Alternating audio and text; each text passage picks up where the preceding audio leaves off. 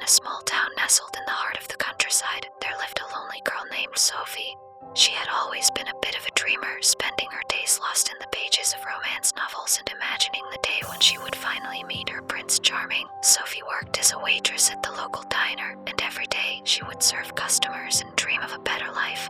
She longed for someone to sweep her off her feet and take her away from her mundane existence. One day, a handsome stranger walked into the diner. He was tall, with dark hair and piercing blue eyes. Sophie couldn't help but stare as he sat down at the counter and ordered a cup of coffee. The stranger, whose name was Jack, was a billionaire businessman who had come to the small town to escape the hustle and bustle of the city.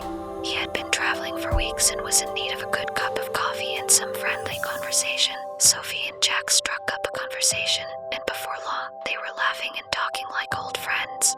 Jack was captivated by Sophie's kind and gentle nature, and Sophie couldn't believe that she was talking to such a successful and attractive man. As their conversation came to an end, Jack asked Sophie for her phone number, and she happily obliged. From that day on, the two of them talked and texted every day, getting to know each other better and falling deeper in love with each passing day. Sophie couldn't believe her luck. She had always dreamed of meeting a wealthy and successful man, and now she had found one who was kind, caring, and truly loved her for who she was. Jack, too, was smitten with Sophie. He had never met anyone like her before, and he knew that she was the one for him. He decided to take Sophie on a romantic trip to Paris, the city of love. They spent a week in Paris, exploring the city and falling deeper in love with each other. They visited the Eiffel Tower, strolled along the Seine, and even took a boat ride down the river. On the last night of their trip, Jack took Sophie to a fancy restaurant and got down on one knee. He asked her to marry him, and Sophie said yes, tears of joy streaming down her face. Sophie and Jack returned home and began planning their wedding.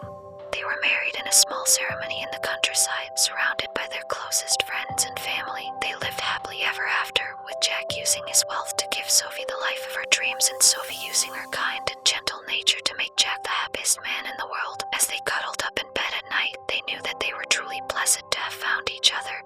They were grateful for the small town diner that brought them together and the love story that was just beginning. And with that, the two of them drifted off to sleep, dreaming of their future together and the endless possibilities that lay ahead. Sweet dreams.